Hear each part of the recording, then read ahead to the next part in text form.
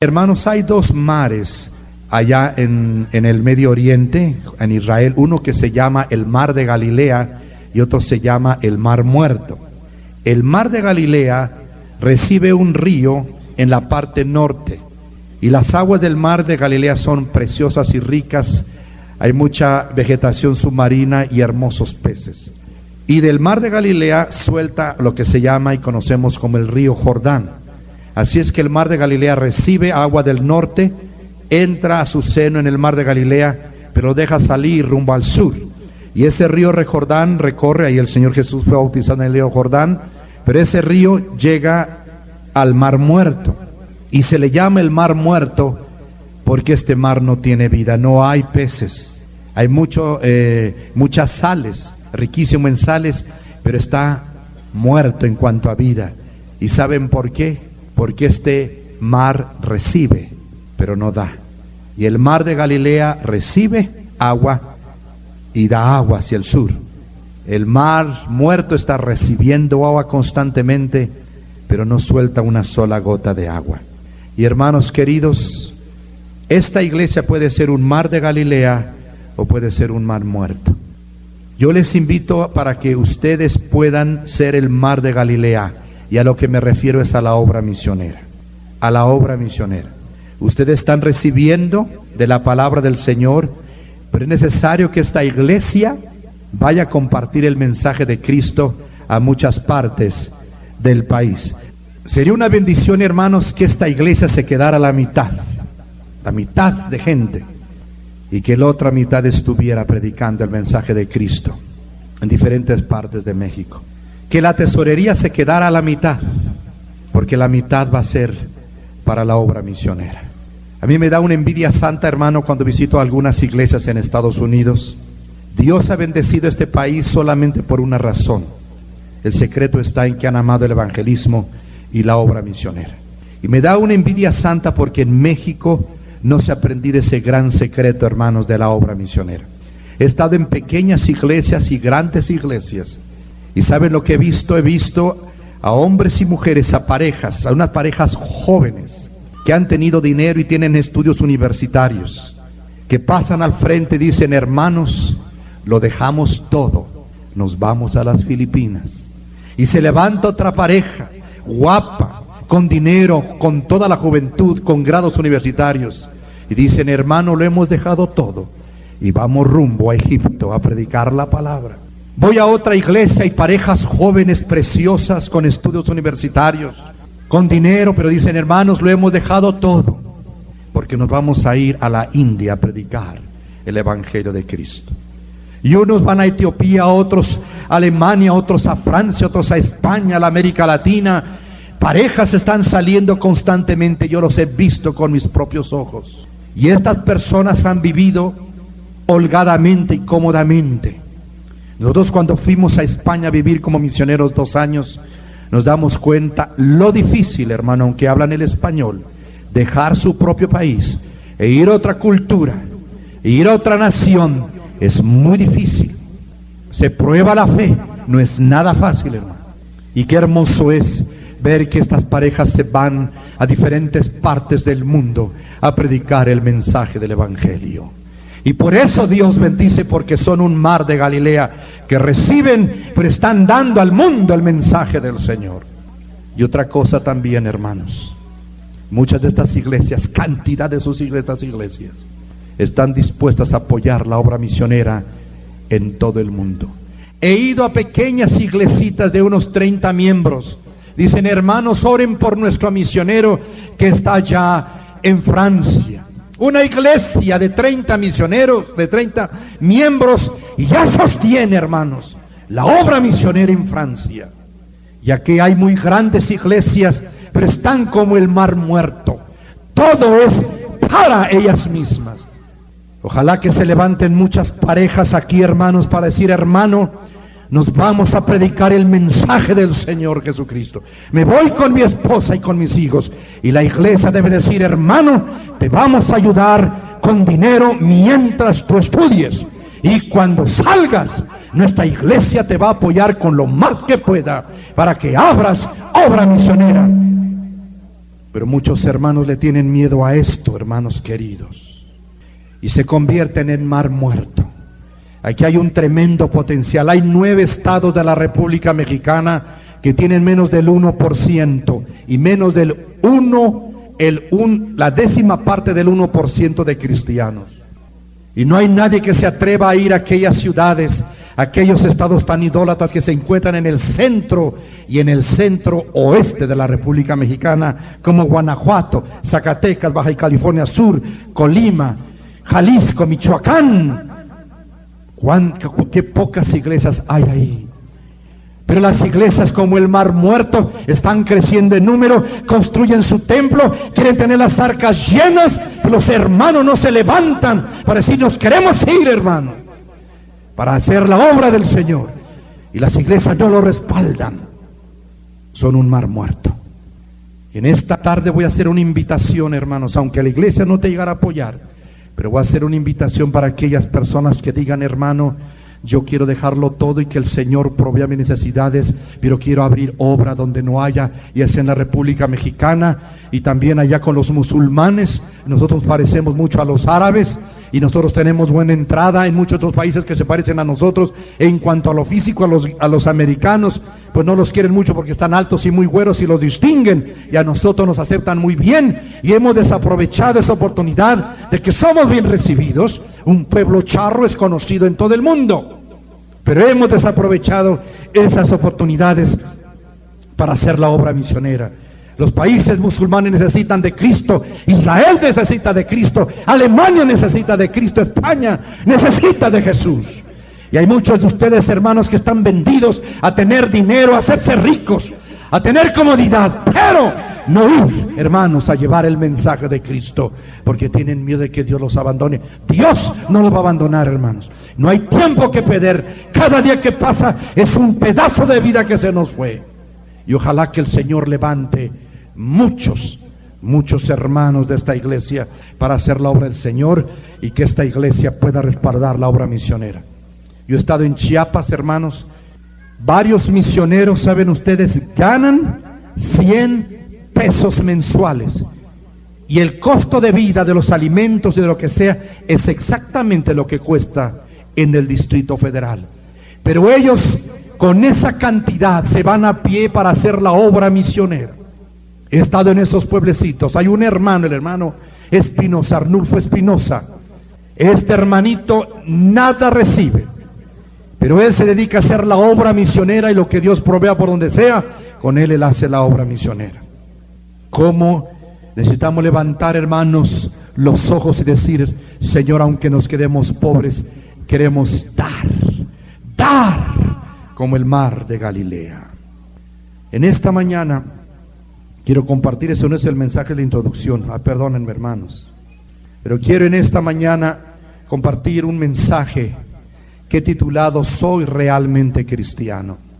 Yo sé que todos aquí se autonombran cristianos, pero realmente, ¿cuántos somos verdaderamente cristianos? Yo conozco a un hombre que es del Salvador, vive en la República Mexicana, se casó con una mexicana, habla como mexicano, vive en México, y usted lo ve en la calle y pensaría que él es mexicano, pero él es del Salvador, pero se parece a un mexicano. Y hay personas que parecen cristianas, pero no lo son. Van a una iglesia cristiana, comulgan, toman la cena del Señor, están bautizadas, leen la Biblia, se dan golpes de pecho, tratan de vivir bien, de agradar a Dios, dan su dinero al pobre y a la iglesia, se parecen a los cristianos en su devoción, pero no lo son. Yo tuve el privilegio de pastorear una iglesia en Monterrey. Había ahí una muchacha, no digo su nombre por causas obvias, pero ella era maestra de los niños en la escuela dominical, hijo de un diácono de la iglesia. Ella no faltaba a los cultos del domingo en la mañana, el domingo en la noche y los miércoles en la noche. Era la secretaria de los jóvenes. Atendía a una misión, era encargada de una misión en la colonia Independencia, allá en Monterrey. Cuando oraba, oraba tan dulce y tan bonita, hacía oración muy bonito esta muchacha. Maestro de niñas en la iglesia y encargada de una misión de niños en la colonia Independencia. Pero hubo una campaña como esta un día, y Marta pasó al frente para recibir a Cristo. Y yo hablé con ella y estaba llorando. Y me dijo, hasta hoy realmente he recibido a Cristo en mi corazón. Parecía cristiana, pero no lo era. Todos tenemos, creo, la gran mayoría, un acta de nacimiento, y esa acta de nacimiento a mí me dice dónde nací, quiénes son mis padres y la fecha de nacimiento. Y es un documento oficial y es válido donde quiera, aún fuera de México. Hay un acta de nacimiento espiritual, divina, infalible, que es la palabra de Dios, la santa palabra de Dios. Padres, tan pronto sus hijos aprendan a leer, inmediatamente cómprale una linda Biblia y dedícale esa Biblia a tu hijo o a tu hija a los 6, 7 años y entrégalese como el regalo más valioso. Le dices, hijo, hija, te regalo este libro, léelo todos los días. Tan pronto el niño empiece a leer, 6, 7 años de edad, regálale su Biblia, porque la Biblia es la palabra infalible de Dios. Y este libro, la Biblia, escrita por el Espíritu Santo, inspirada por el Espíritu Santo para a través de estos hombres de Dios, es el documento oficial divino que a mí me asegura si soy o no soy hijo de Dios, verdaderamente cristiano. Veamos el primer requisito del acta de nacimiento que nos entrega el Señor en su palabra santa. Juan, en su capítulo número 1, versículo 12, pasaje muy conocido de todos nosotros. Juan capítulo 1, versículo 12. Este es el primer requisito. Mas a todos los que le recibieron, a los que creen en su nombre, les dio potestad de ser hechos hijos de Dios, los cuales no son engendrados de sangre, ni de voluntad de carne, ni de voluntad de varón, sino de Dios. El primer requisito que dice la palabra de Dios es recibir a Cristo Jesús. Recibir a Cristo. Cristo, como lo dije una de estas noches, no es un templo, Cristo no es una religión, Cristo no es un sacramento, Cristo es una persona de carne y hueso, Dios y hombre. Este es Jesús, que murió en una cruz por nosotros y resucitó al tercer día. La pregunta es entonces, he recibido, y quiero que tú te la hagas en esta mañana, he recibido a Cristo en mi corazón como mi Salvador personal. ¿Cómo se recibe a Cristo? Dice Efesios 3:17, para que habite Cristo por la fe en vuestros corazones. Al Señor se le acepta por la fe, no se le acepta por el bautismo. A Él no se le acepta por la comunión. A Él no se le acepta cuando nos hacemos miembros de alguna iglesia o de alguna religión. Al Señor Jesús se le acepta por la fe. A Él no lo vemos, pero Él está vivo. No lo sentimos cuando no le conocemos, pero Él está vivo. Pero por la fe aceptamos su palabra, aceptamos su promesa, y por la fe abrimos el corazón y por la fe lo recibimos. Y cuando esto sucede, lo que realmente pasa es que Cristo, el Hijo de Dios, entra al corazón, al alma de la persona, y el Espíritu Santo entra, y Dios Padre también. Por la fe, solamente por la fe, lo he leído, para que habite Cristo por la fe en vuestros corazones. A Cristo se le acepta por la fe, pero también se le acepta como el Salvador. Tenemos que aceptarlo como el único que nos puede salvar el pecado, porque Él es el único que nos puede perdonar y salvar del pecado.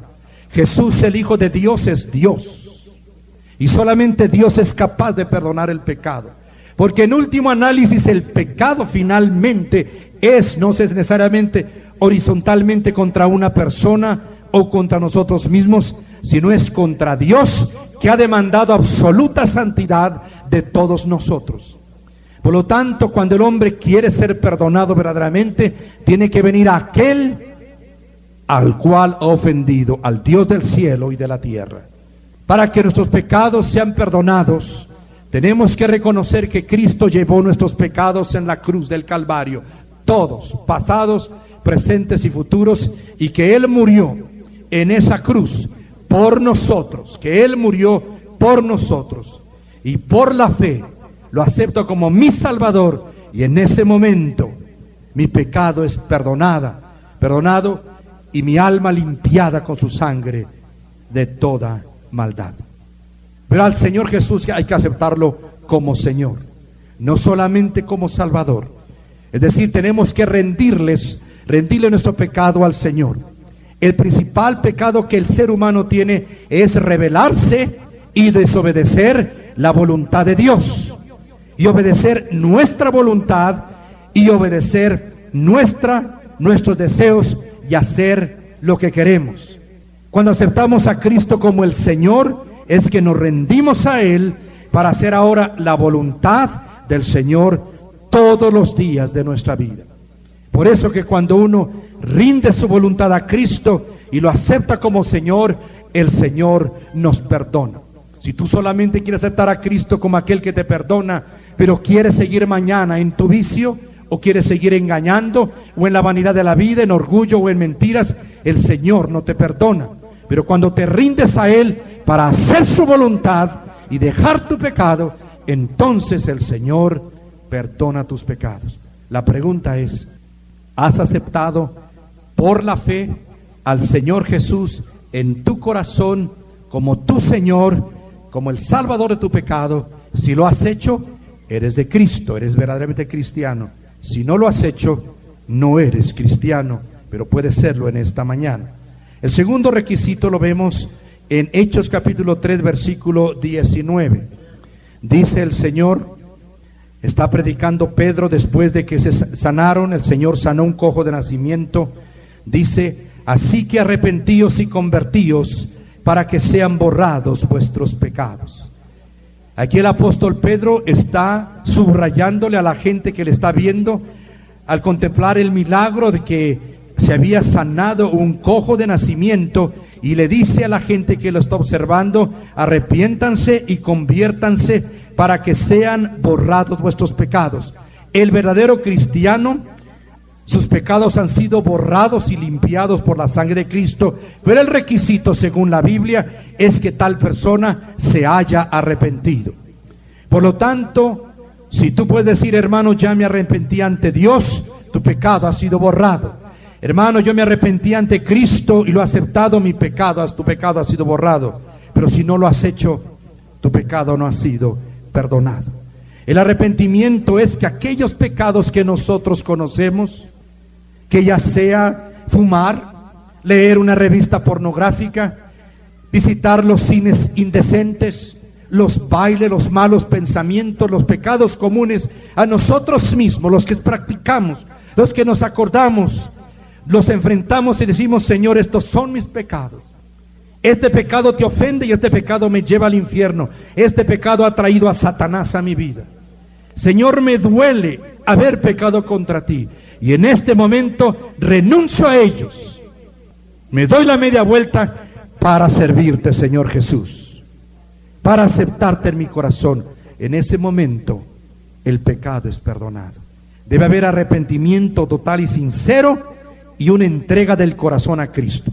El arrepentimiento total y sincero sin Jesucristo no hay salvación.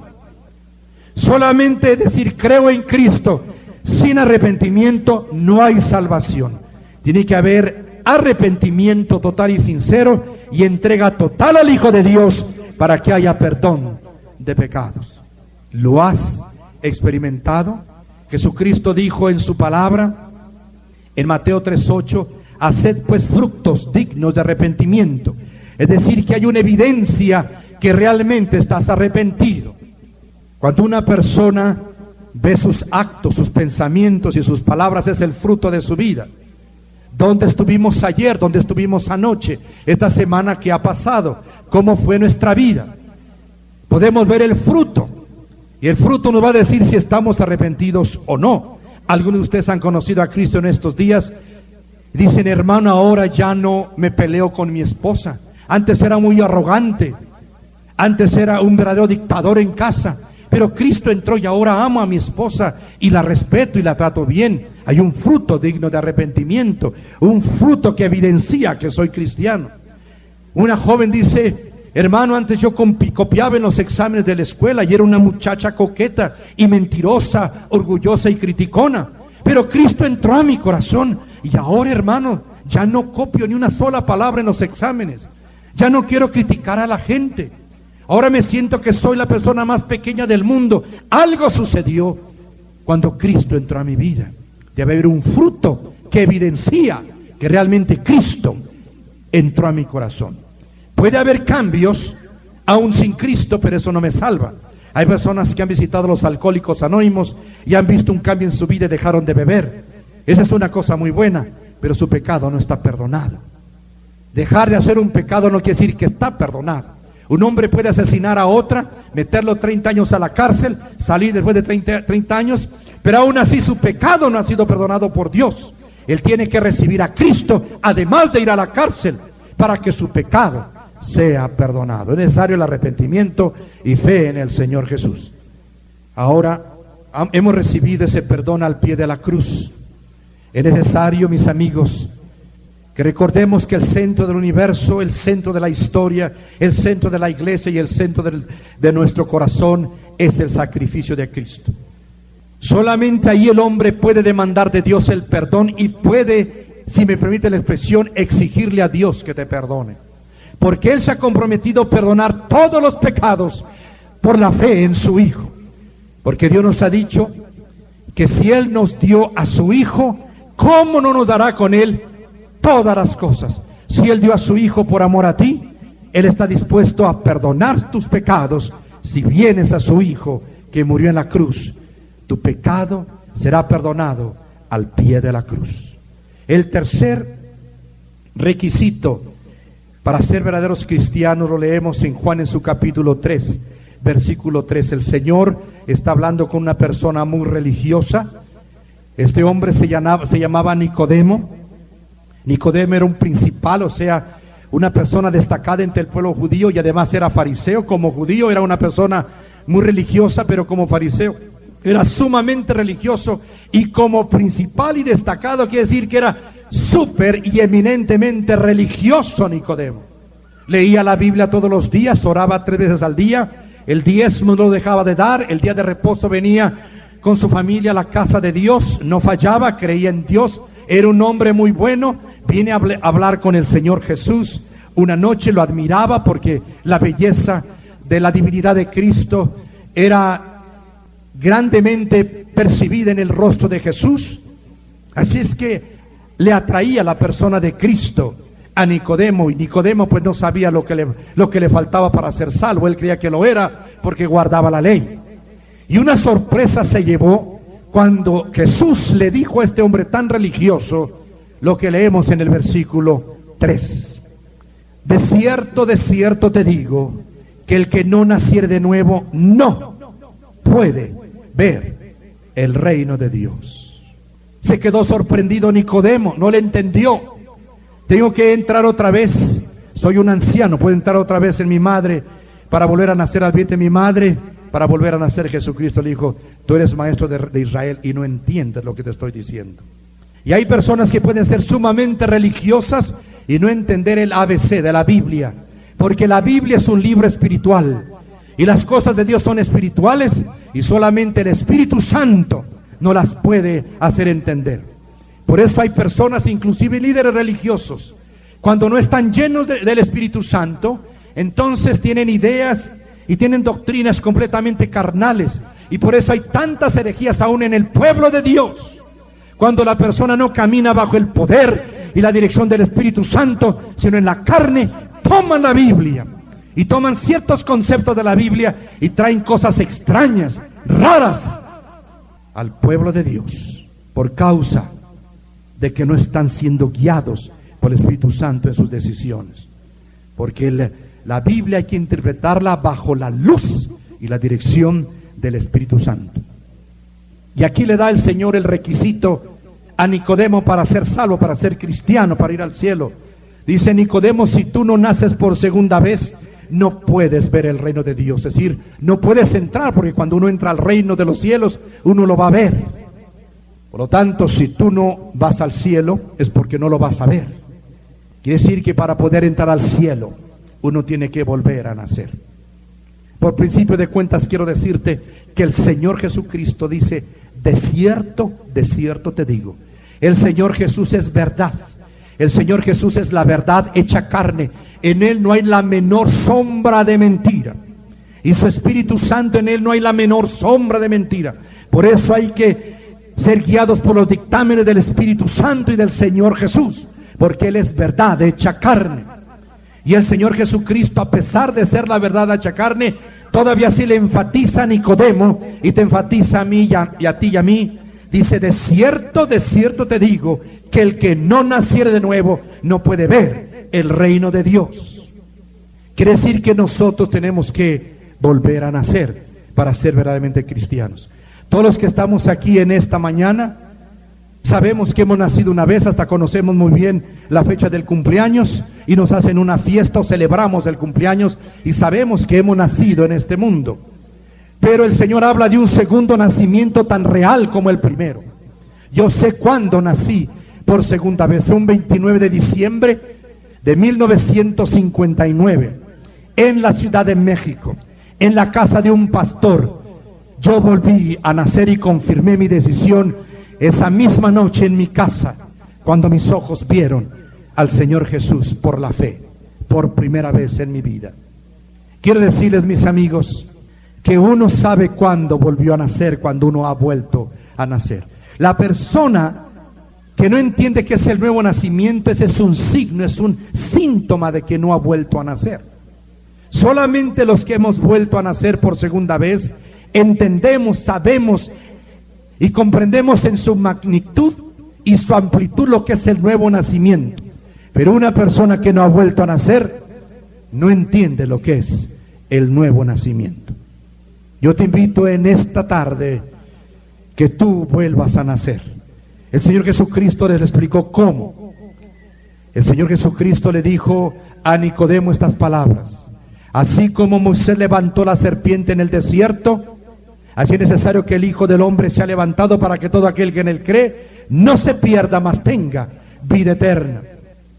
Moisés levantó una serpiente de bronce en el desierto ante los ojos del pueblo judío, que estaba siendo mordidos por serpientes súper venenosas, ponzoñosas, y el pueblo estaba muriendo en grandes cantidades. Y Dios tuvo misericordia del pueblo y dijo a Moisés: levanta esa serpiente y dile al pueblo que el que ve y cree será sanado de la mordedura de la serpiente, y aun aunque el veneno haya alcanzado la corteza cerebral o el cerebro, aún así yo lo voy a sanar. Y todos aquellos que eran mordidos corrían a ver por la fe aquella serpiente de bronce, y el Señor los sanaba. A todos los sanó, los que creyeron. Y le dice Jesús a Nicodemo: así es necesario que yo, el Hijo de Dios, sea levantado, para que todo aquel que crea en mí, me recibe, pueda volver a nacer. El nuevo nacimiento implica también tener vida eterna, no ir a condenación, tener la salvación. Entonces ahí Jesús le dijo: Nicodemo, yo soy el que salva. Y si tú crees en mí y me aceptas así, ahorita serás salvo y volverás a nacer. El cuarto requisito para ser verdaderamente cristiano se encuentra en Romanos capítulo 8, versículo 16. Dice el Espíritu Santo a través de Pablo: el Espíritu mismo da testimonio a nuestro espíritu de que somos hijos de Dios. La pregunta es en esta mañana: ¿te da testimonio el Espíritu Santo de que eres hijo de Dios? El Espíritu Santo es una persona, es una de las tres personas de la Trinidad, y Él también está aquí en su gloria en esta mañana. El Espíritu Santo de Dios es un solo Dios, y el Espíritu Santo es Dios. El Espíritu Santo es una persona que oye, es una persona que ve, una persona que habla, una persona que dirige. Es muy sensible al pecado, y es el único pecado que no se puede perdonar: la persona que blasfeme en contra del Espíritu Santo. Dice Jesús: todos los pecados y las blasfemias le serán perdonados a los hijos de los hombres, pero el que blasfeme en contra del Espíritu Santo jamás tendrá perdón. ni en esta vida, ni en el más allá. Es tan sensible el Espíritu Santo que la persona que blasfeme contra Él jamás tendrá perdón.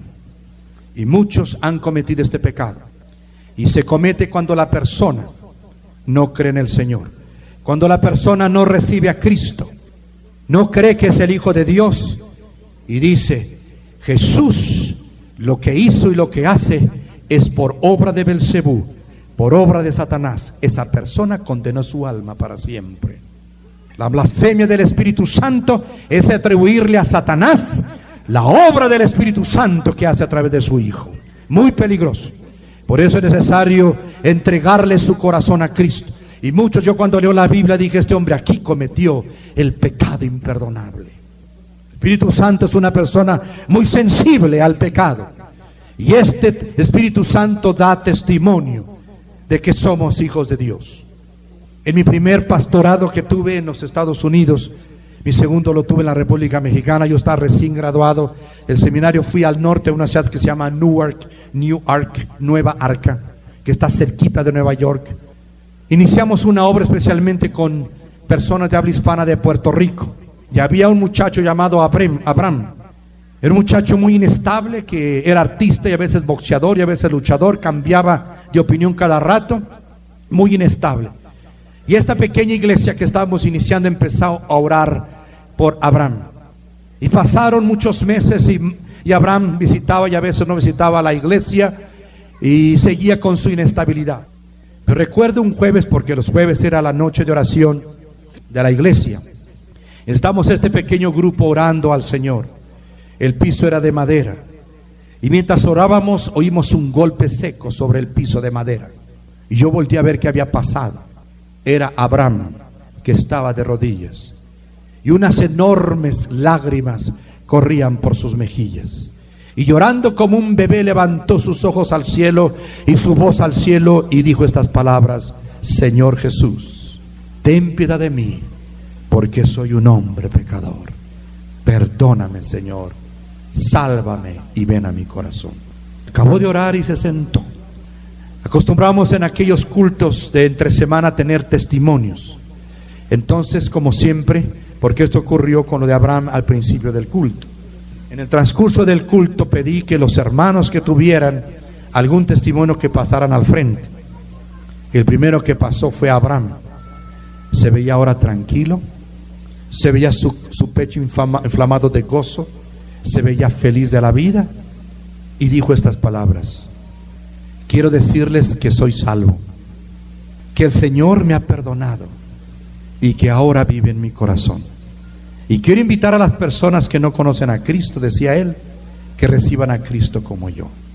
Pero la pregunta era, nadie hablamos con él. Él cayó de rodillas y se sentó, inició el culto, y a la mitad del culto el hermano decía que era cristiano. ¿Quién fue que le dio la seguridad a Abraham de que era de Cristo? ¿Quién le dio a Abraham la seguridad que había sido perdonado? El omnipotente Espíritu de Dios le dijo a Abraham: tu pecado te ha sido perdonado, eres hijo de Dios. Y le daba el testimonio en el corazón de Abraham.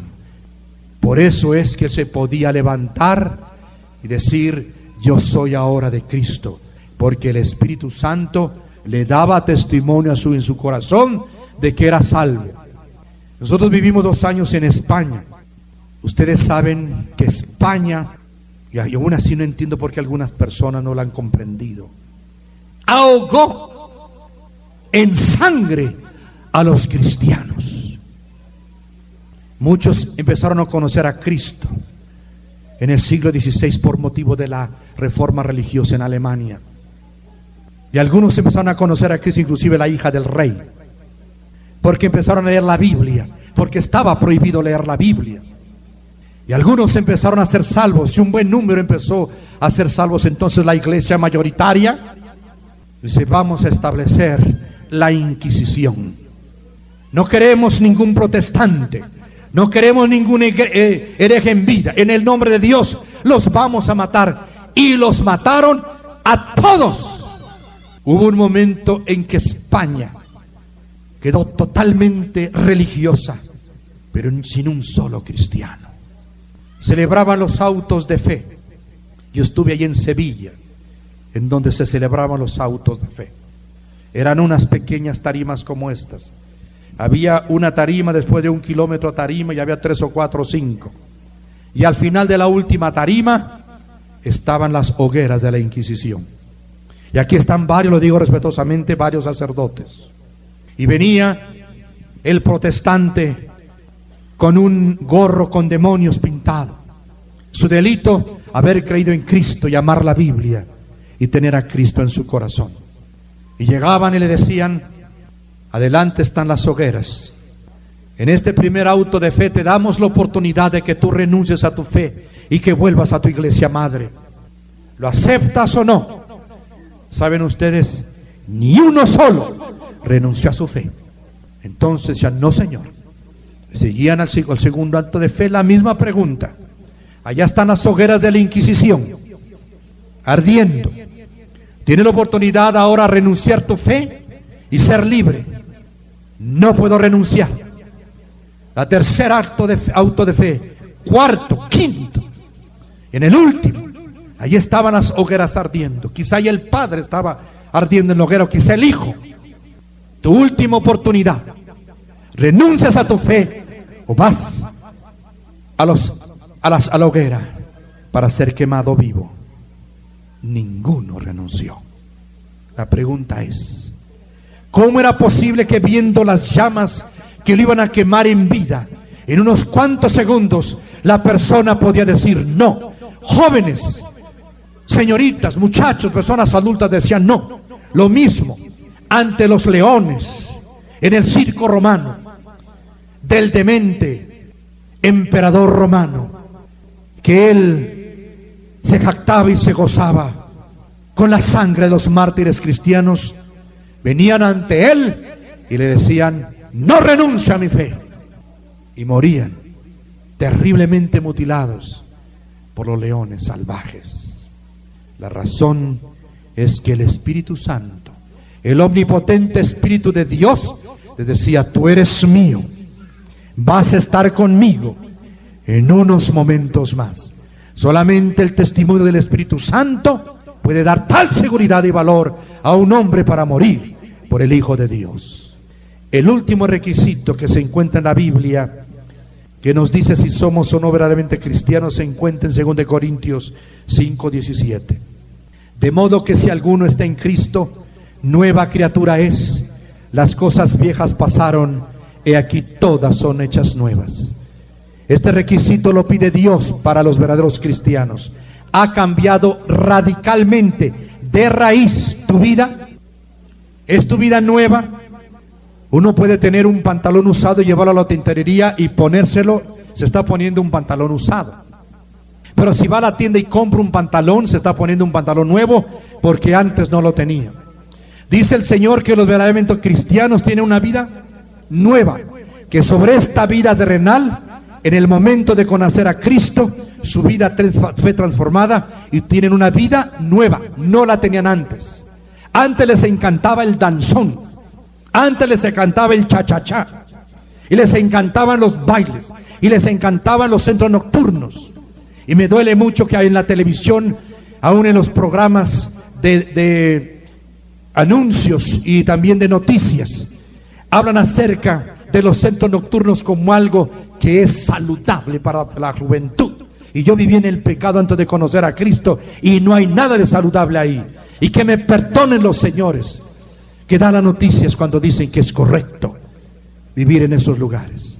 La vida nueva consiste en que de repente, por el conocimiento supremo del Hijo de Dios, nos repelen los centros nocturnos, nos repelen los bailes. Sabemos lo que hay ahí: la droga, el alcohol, la lujuria, el amor al dinero. Sentimos una repulsión grande, y ahora nos enamoramos de la santa palabra de Dios, y la gente piensa que estamos locos porque amamos la Santa Biblia. Nos gozamos en su mensaje, amamos la oración porque sabemos que es comunión con el Hijo de Dios, y antes nos aburría la oración. Amamos a Jesús y lo conocemos en verdad, y amamos a la gente, Antes nos caía mal la gente, éramos ermitaños, inaccesibles, antisociables. ¿Por qué? Porque no conocíamos a Cristo.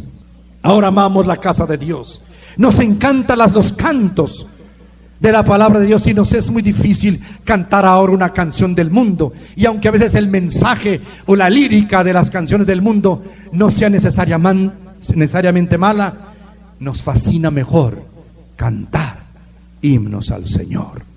Ha cambiado tu vida, mi amigo. Dice la Biblia, de modo que si alguno tiene a Cristo, está en Cristo, nueva persona es. Las cosas viejas, lo que hacíamos antes, han pasado. He aquí, todo ha sido hecho nuevo. Esa es tu vida. Si a estas 5 preguntas tú en tu corazón dijiste, sí, esto ha sucedido en mi corazón, hermano, en el nombre del Padre y del Hijo y del Espíritu Santo, eres hijo de Dios, eres salvo. Pero si no, hoy puedes experimentar estas 5 cosas si recibes a Cristo en este momento. Todo el mundo va a cerrar sus ojos, por favor. Voy a hacerte una pregunta desde la última persona allá en la puerta blanca, en esta puerta también, en la pared, hasta la primera fila. Quiero hacerte una pregunta, seas de esta iglesia o de cualquier otra iglesia o no tengas iglesia, la pregunta es para ti. Y quiero que la respondas, por favor, con toda la sinceridad del mundo. Quiero que por favor levantes tu mano si estás seguro que eres verdaderamente cristiano. ¿Estás seguro de que si mueres en este momento vas a ir al cielo? Si tienes esta seguridad, levanta la mano bien alto. Todos los que estén seguros de que al morir van al cielo, levanten su mano. Pero si no estás seguro, no te atreves a levantar la mano, por favor. Solamente estás seguro, levántala. Pero si no estás seguro, no la levantes. No la bajen por los próximos 20 segundos. Quiero dirigirme a los que no pueden levantar su mano. Quiero que en este momento recibas a Jesús. Bajen sus manos todos, por favor. Bajen sus manos todos. Si tú no pudiste levantar tu mano, te voy a invitar para que allí en tu lugar recibas al Señor Jesús. Él está en este momento aquí y está tocando a tu corazón. Está más cerca de lo que tú te imaginas. Él quiere entrar a tu corazón ahorita. Él quiere perdonarte ahorita. Él quiere darte la vida eterna ahorita. Tú puedes salir de este lugar que se ha convertido en santuario. Puedes salir de aquí seguro que eres salvo y que estás perdonado. Si quieres ser salvo, quieres tener a Cristo en tu corazón, lo vas a recibir con una sencilla oración. Ábrele el corazón a Jesús ahorita, pero ábrelo con arrepentimiento. Ábrelo. Y ahora, si tú no pudiste levantar tu mano, si tú eres cristiano, no vas a orar conmigo. Pero si no eres cristiano, no estás seguro, recibe a Cristo con estas palabras. Señor Jesús, soy pecador, me he llamado cristiano, pero en realidad no lo soy. Estoy perdido, Señor, pero te doy gracias porque en esta tarde me das la oportunidad de ser salvo. Jesús, ven a mi corazón, Señor. Yo sé que tú quieres entrar y que me amas más de lo que me imagino, porque tus manos me crearon y me formaron. Yo te recibo en mi corazón, Señor, como mi Salvador personal. Límpiame, Señor. Lávame con tu sangre preciosa de todos mis pecados. Y ahora sí creo que ya no están en mí, porque tú me dices que tú los llevaste, mis pecados, en tu cuerpo. Y que ya no puedo morir por mi pecado, porque tú ya moriste por mí en la cruz. Te entrego mi corazón, todo lo que soy, todo lo que tengo, todo lo que quiero, lo dejo en tus manos. Por el supremo conocimiento y amor a la persona más preciosa del universo, que eres tú, Jesús, Hijo del Dios viviente, en cuyo nombre lo pido todo. Amén.